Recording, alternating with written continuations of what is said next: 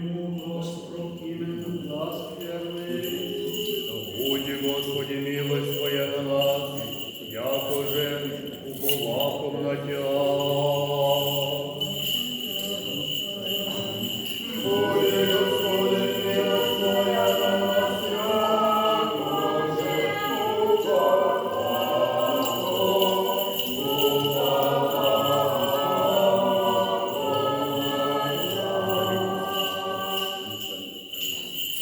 Радуйтеся, праведні, Господи, правым подобает похвала.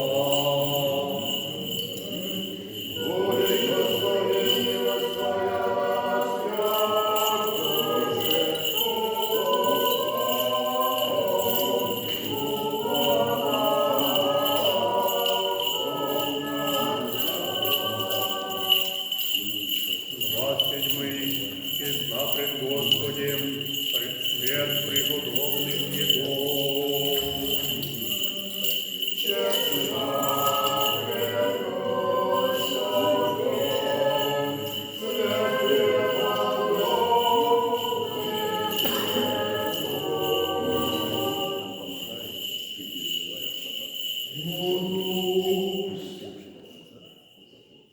Оригинальное послание святого апостола Павла, Жене. Братья, сия скудости Божье, а сеять благословение Божье, кожу якоже изгорение мать сердцем, не от скорби, не от души.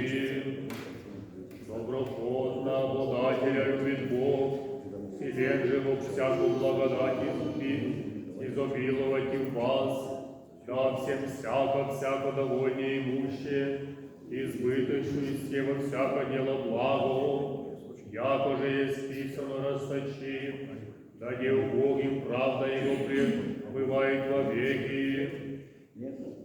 Даяй же семя сеющему хлеб снеть, да подаст и умножит семя ваше, и да возрастит жито правды вашей, да все богатящиеся во всякую простоту. Я же содеивает ними благодарение Богу. Братья, Бог духовный есть любая радость, мир, долготерпение, благость, милосердие, вера, кротость, воздержание, на таковых есть закона, а иже Христовый суть плоть распяша, со страстьми и похотьми, аще живем духом да и ходим, не бываем тщеславнее, друг друга раздражающие, друг другу завидящие. Братья, аще им падет человек в некое прегрешение, вы, духовнее, исправляйте такова духом кротости, люди себе, да не и ты искушен будешь, друг друга тяготы носите, и такой исполните закон Христов. Lecture de la seconde épître du saint apôtre Paul aux Corinthiens.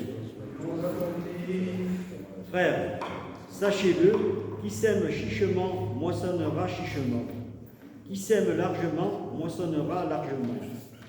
Que chaque suive la révolution de son cœur sans regretter ni contrainte, car Dieu aime celui qui donne avec joie. Et Dieu a le pouvoir de vous combler de toutes sortes de grâces, afin qu'ayant toujours en toutes choses ce qu'il vous faut, il vous reste du superflu pour toute bonne œuvre. Ainsi qu'il est écrit, il fait largesse et donne aux pauvres, la justice demeure à jamais. Celui qui fournit au laboureur la semence et le pain qui le nourrit, vous fournira la semence et à vous aussi, il la multipliera et fera croître les fruits de votre justice. Vous serez de la sorte enrichis à tout égard pour toute espèce de libéralité qui par notre moyen feront monter les actions de grâce vers Dieu.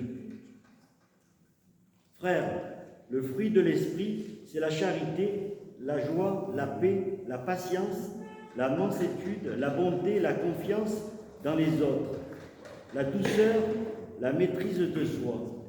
En tout cela, point n'est besoin de la loi. Ce qui appartient au Christ ont crucifié la chair avec ses passions et ses désirs.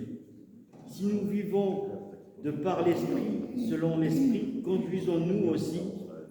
Ne cherchons pas la vaine gloire et nous provoquant les uns les autres en nous jalousant mutuellement.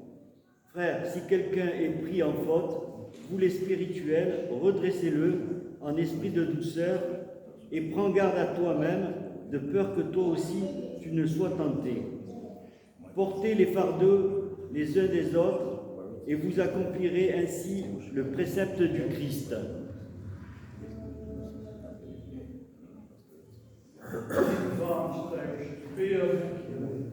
И Духове Твоему, вас первый, аллилуйя, аллилуйя, аллилуйя.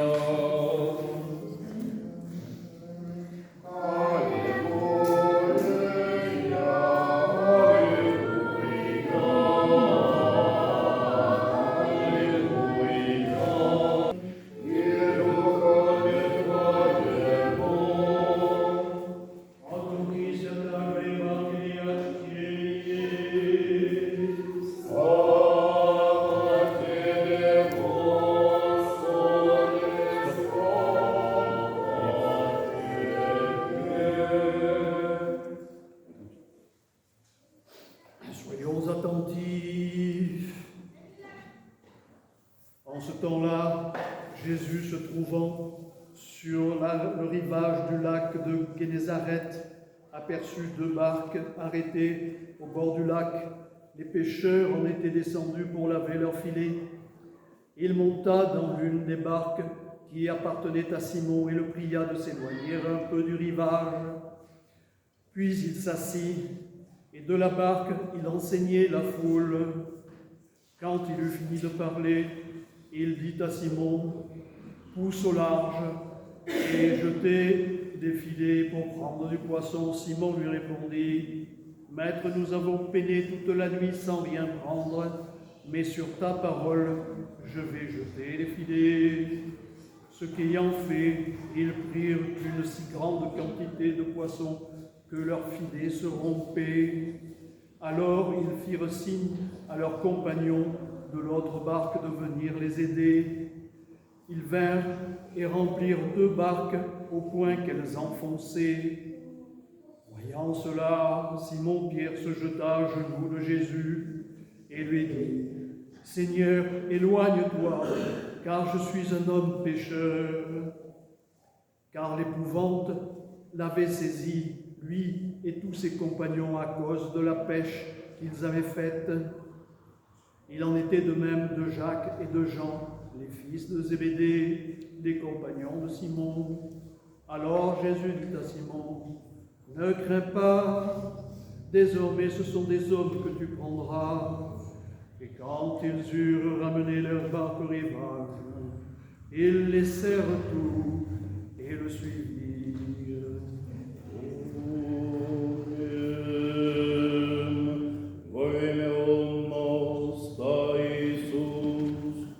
На месте равней народ ученики твои множество, много людей от всей Иудеи, Иерусалиме, Поморья, Тирска и Сидонска, и же придошу послушать его, и исцелиться от недуг своих, и страдавших от дух нечистых, и исцелятся. И весь народ искаше, прикасайтесь ему, яко сила от него исхождаше, исцеляша всяк, и той возвет очи свои на ученики своя глаголаше, блаженни нищие духом, яко ваше в Царстве Божие, блаженни алчущие ныне, яко насытитеся, блаженни плачущие ныне, яко восмеетеся, блаженни будете, когда возненавидят вас человецы, и когда разлучат вы, поносят и понесут имя ваше, яко зло, Сына Человеческого ради. Возрадуйтесь, кто и сыграйте, все бомста ваша много на небесе.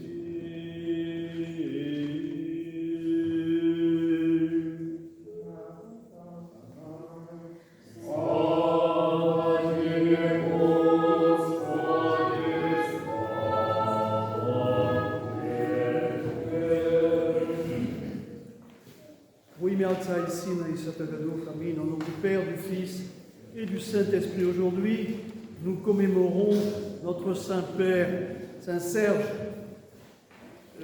bienheureux Serge de Radonège.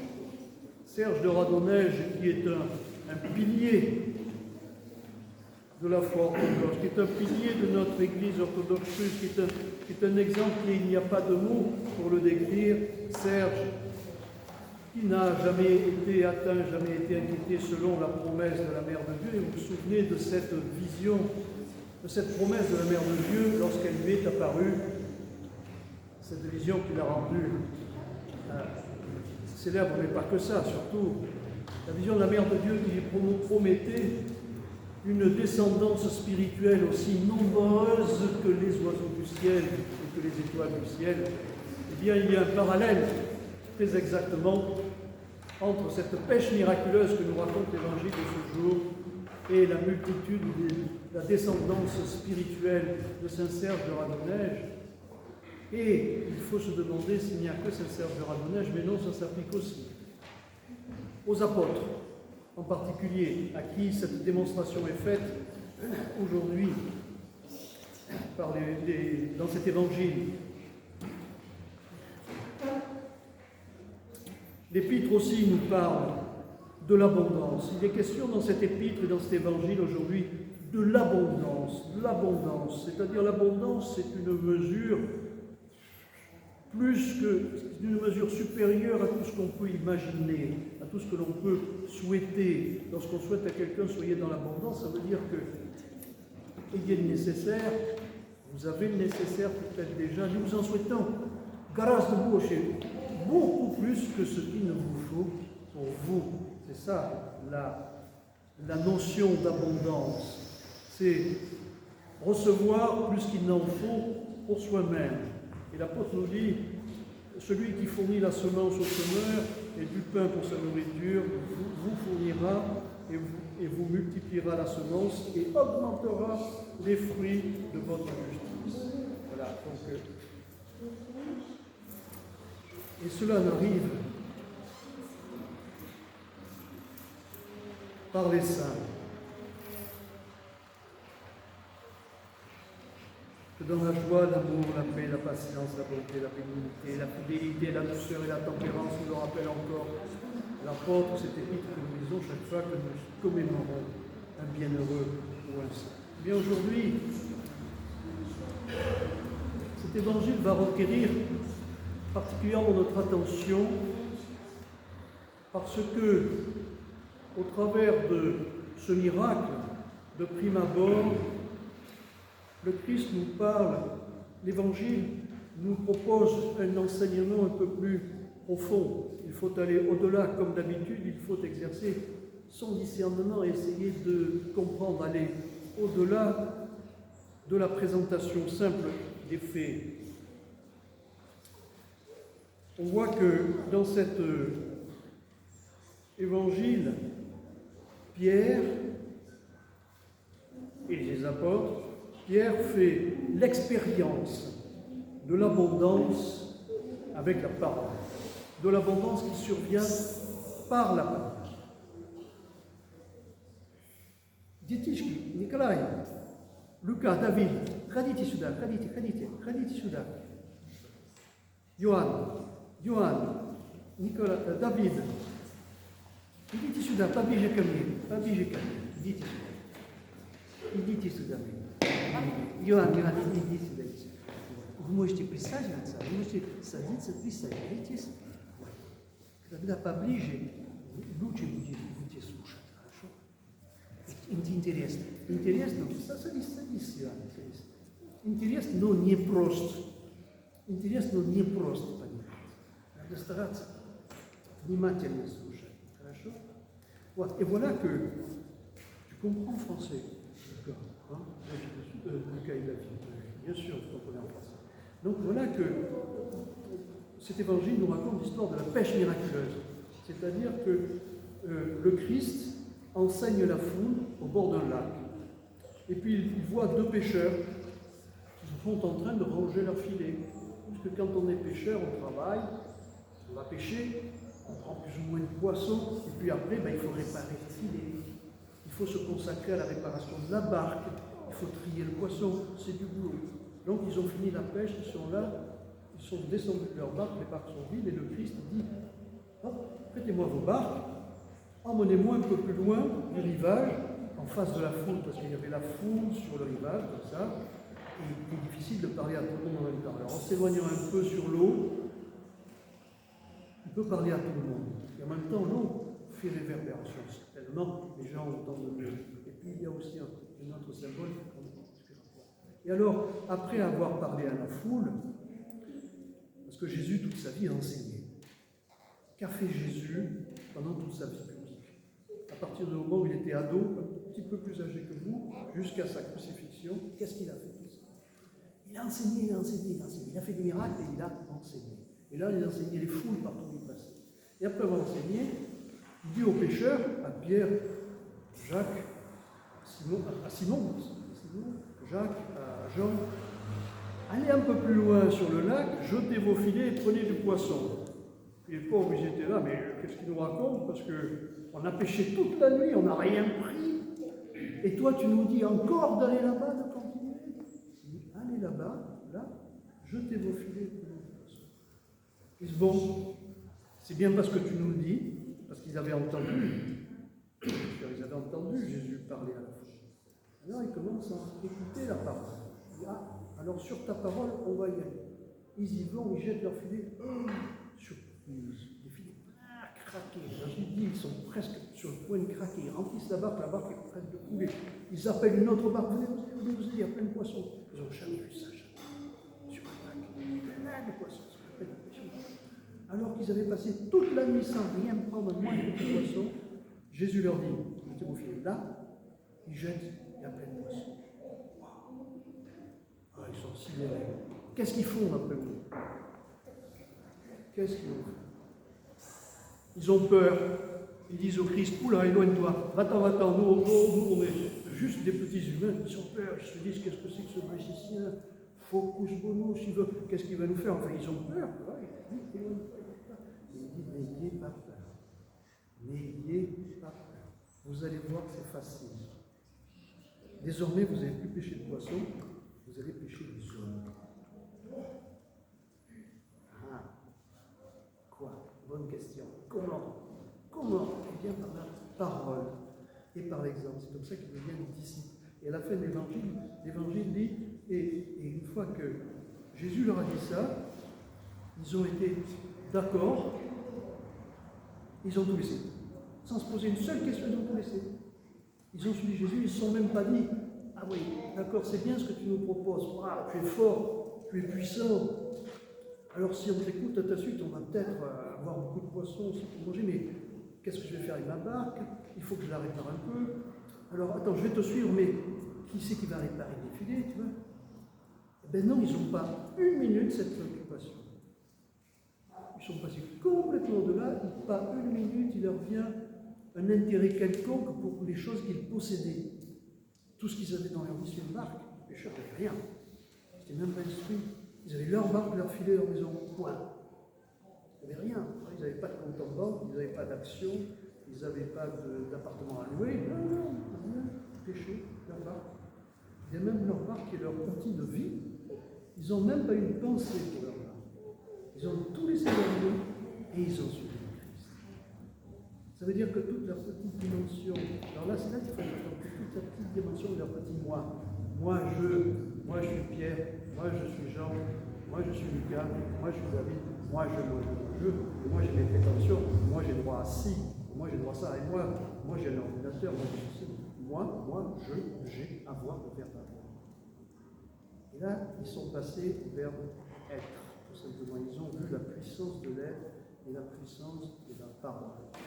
Ils sont unis à la puissance de la parole. Ils ont vu le Christ, qui était le Christ, et qu'est-ce que c'était que le Verbe, qui était le Verbe. Ils ont vu la puissance du Verbe. Ils l'ont vu, ils l'ont expérimenté. Pas besoin d'autre discours. Ils l'ont suivi. Parce qu'ils ont dépassé leurs limites individuelles. Et c'est ce que nous montre le Christ. Quand le Christ ordonne d'aller pêcher du poisson, est-ce que c'est parce que il est tellement haut spirituellement, tu vois, il est en union avec la création, c'est parce qu'il sait que là il y a du poisson, ou bien c'est parce que le poisson obéit à Jésus, parce qu'il est tellement haut, il est tellement élevé, il est en union totale avec le Créateur, il est en union totale avec la création.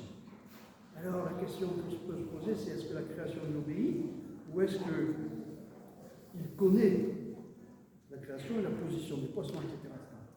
Mais ça, c'est un raisonnement humain, c'est un raisonnement de moi-je individu, moi-je Jean, moi-je Lucas, moi-je David. Quand on est à ce niveau-là, d'élévation spirituelle, en communion, la créature avec le Créateur, en communion avec le Créateur, en communion avec la nature, avec toute la création, on ne raisonne pas comme ça. Les questions ne se posent plus comme ça. Il n'y a plus de raisonnement rationnel qui compte. Même la notion du temps ne compte pas. Ça, c'est un peu difficile à comprendre. Mais c'est ça qui est important. C'est qu'à ce niveau-là de spiritualité, d'union avec Dieu, l'individu ne compte plus. L'individu est effacé. L'individu est dépassé, transcendé. L'individu est effacé. Voilà ce que nous dit cet évangile. Il faut renoncer à son individualité pour accéder à la divinité. Ou plutôt, il faut le formuler autrement. Quand on accède à la divinité, quand on accède à cette union, cette fusion avec Dieu, l'individu s'efface, le seul esprit. Là, il faut remarquer une chose, aussi faire un petit parallèle, je voulais faire un parallèle aussi avec ce qui ressemble aussi, mais une image inversée, comme une grimace. Comme une grimace dans notre époque contemporaine, on constate malheureusement que tout est fait aujourd'hui pour écraser l'individu, l'éteindre, pour qu'on ne soit plus rien, pour qu'on n'ait plus de discernement, pour qu'on n'ait plus d'attention. On n'est plus capable d'attention. Surtout les jeunes. Je ne dis pas ça spécialement pour toi, mais en général, vous qui utilisez beaucoup les smartphones, et qui scrollez, comme on dit, c'est-à-dire qu'on passe rapidement d'une chose à l'autre, on est de moins en moins capable d'attention, de fixer l'attention. Et après, on est de moins en moins capable de discernement, de choisir, de savoir, de comprendre, d'essayer de discerner qu'est-ce qui est bien, qu'est-ce qui est pas bien. Est-ce qu'il me raconte des histoires ou est-ce qu'il dit vrai? De plus en plus, on le perd, parce qu'on est de plus en plus influencé. Il y a aussi toute cette publicité qu'on voit partout sur les affiches, sur les écrans, tout le temps, comme une hypnose. Et c'est fait pour ça, c'est étudié pour ça. Il y a des gens très savants qui ont fait de longues études pour étudier l'image la plus performante, pour nous hypnotiser, pour nous faire penser ce que l'on veut nous faire penser. C'est-à-dire qu'on ne s'appartient plus. L'individu ne s'appartient plus, c'est un zombie, une espèce de pâte, une espèce de chose à consommer. L'individu disparaît aujourd'hui, la société fait disparaître l'individu au profit de Dieu alors? Et non. Malheureusement, ce qui se passe dans la société, c'est que l'individu est écrasé, on le fait disparaître au profit de forces ténébreuses dont on n'a pas conscience. Parfois qui agissent au travers d'individus, parfois qui agissent au travers d'événements injustes. Les guerres souvent injustes. Il y en a qui sont plus injustes que d'autres. On sent la révolte monter. Et au travers d'événements, au travers de maladies, au travers d'épidémies, au travers de toutes sortes de choses, les forces agissent comme ça. Mais ces forces-là, ce n'est pas que ça. Ce n'est pas que cet individu que l'on prend pour quelqu'un de terrible et de méchant. Non, ce n'est pas que lui. Souvent, les gens qui manipulent les autres sont eux-mêmes les plus manipulés. Ils n'en ont pas conscience. Ils sont manipulés par des forces qui sont informes, qui peuvent agir comme ci, ou comme ça. Des forces qui agissent dans eux et qui sont contre la présence divine, qui sont contre la force divine et la présence de Dieu et la force du Seigneur, contre la force de la lumière, de la bonté et de l'amour. Et elles font tout pour agir comme ça. Alors qu'est-ce qu'il faut faire pour ça? Il faut partir en guerre contre ces forces. Non, c'est l'erreur. Il ne faut pas aller combattre ces forces. Non, il faut revenir et faire comme Pierre, les apôtres, et il faut accompagner le Seigneur. Il faut rester à notre place. D'abord, il faut trouver notre place et il faut la remplir, notre place. Parce qu'aujourd'hui, on nous distrait, la société nous distrait, nous propose un tas de trucs pour nous distraire, nous faire oublier qu'on a peut-être une place dans ce monde. On a une place. Et il faut la remplir, la tenir. On a une place dans le plan divin, dans le plan de Dieu. Et il faut la remplir. Et quand on remplit cette place-là, on s'aperçoit que il n'y a que du bien qui arrive. Tout nous vient de surprendre.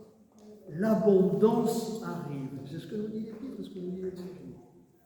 Si tu renonces à ta barque, ta petite barque, à tes petits filets, qui sont importants, qui te paraissaient importants, parce que tu n'avais que ça pour te nourrir, ta vie dépendait de ce que ton filet te rapportait pour nourrir. Non, même ça, si tu renonces à ta petite individualité, pour suivre le Seigneur et pour remplir ta place de frère du Christ, de fils de Dieu dans le monde, ta place de baptisé, à ce moment-là, il t'est donné plus qu'il te faut. Il te sera donné, sans que tu aies besoin de demander, tout ce dont tu as besoin pour nourrir ta famille, pour nourrir tes proches. Et encore plus te sera donné. Pourquoi? Pour que tu puisses le faire fructifier, puisque qu'à ton tour, tu puisses le distribuer. À ton tour, parce que tous les poissons qu'ils ont pêchés avec cette pêche miraculeuse, ils se sont peut-être ouais, faire un peu, mais ils ne pouvaient pas manger tout le filet. Alors qu'est-ce qu'ils en ont fait? Ils l'ont distribué, ils l'ont partagé, ils l'ont distribué. Toutes les grâces que tu reçois en abondance, c'est pour partager, pour faire fructifier, pour que l'abondance des biens du Seigneur remplisse la terre, pour que la terre soit remplie des fruits de l'abondance. Cela, il faut se réveiller, laisser tomber ces smartphones, ces filets de pêche. Ces smartphones, c'est comme des filets de pêche, mais c'est toi qu'on attrape, c'est pas toi le pêcheur. Tu comprends? Ceux qui sont derrière la smartphone, ils t'attrapent pour te faire consommer ça, pour te faire vivre ça. Donc il faut laisser tomber ces filets et essayer de suivre le Seigneur. Alors pour vous, c'est peut-être difficile aujourd'hui, mais pas tant que ça. Il suffit de prier plus souvent. Maman, papa nous ont appris les prières. Il faut les pratiquer. Ce que vous apprenez à l'école, c'est pour le pratiquer. Ce qu'on vous apprend. Les prières qu'on vous apprend. Le catéchisme qu'on vous apprend. C'est pour le pratiquer. Il faut l'utiliser. Vous allez voir, si vous faites l'expérience comme Pierre, faites l'expérience, vous allez voir, vous allez recevoir de l'abondance. D'accord? Comme Saint-Serge de Radonnage. Saint-Serge de Radonnage, que nous célébrons aujourd'hui, c'était quelqu'un de humble, qui s'est retiré dans la forêt pour vivre ses monastères, pour prier Dieu, pour prier. La seule chose que nous ayons à faire, c'est de prier. Ce n'est pas de partir en guerre contre ce qui nous semble riche. Non, parce que là, nous loupons. C'est une distraction du diable, c'est une tentation d'aller dans le monde pour essayer de vaincre le monde. Non, nous ne sommes pas assez forts. C'est seulement le Seigneur, le Christ qui peut vaincre. Alors, soyons avec lui. Tenons avec lui dans la prière. Remplissons notre place dans le monde, le Fils de Dieu, en priant par la prière et en répandant autour de nous, par la parole, l'enseignement du Christ et la bonté et l'amour, tous les préceptes qui nous ont été enseignés, qui nous ont été transmis. Le respect de l'autre, l'amour de l'autre, la vérité, l'humilité. Quand je me suis trompé ou j'ai mal fait, il faut savoir dire. Pardon, je me suis trompé, c'est toi qui as raison. Et là, quand tu fais ça, ça s'ouvre. Tu reçois plein de trucs très bénéfiques, positifs, auxquels tu t'attendais.